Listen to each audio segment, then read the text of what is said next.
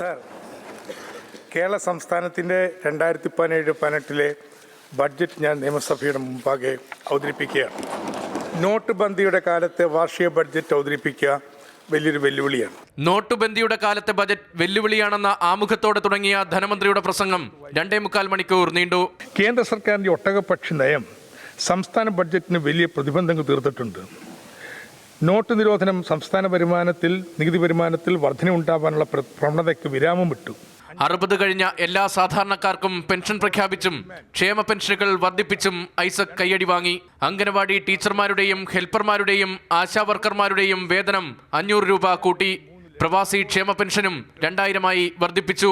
Diabetes, pressure, cholesterol രോഗികൾക്ക് PHC sub സെന്ററുകൾ വഴി ഗുളികകൾ തുടർച്ചയായും സൗജന്യമായും ലഭ്യമാക്കുന്നു. ആരോഗ്യ വിദ്യാഭ്യാസ മേഖലകൾക്ക് ബജറ്റിൽ പ്രത്യേക ഊന്നലുണ്ട്.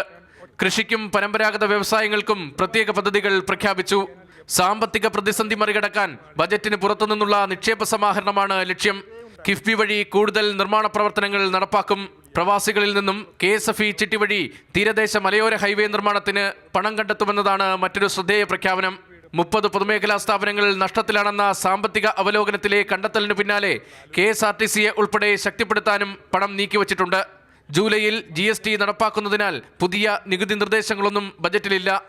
1,09,627.88 കോടി ചെലവും പ്രതീക്ഷിക്കുന്നതാണ് 2017-18 വർഷത്തെ സംസ്ഥാന പൊതുബജറ്റ്. മാതൃഭൂമി ന്യൂസ്, തിരുവനന്തപുരം.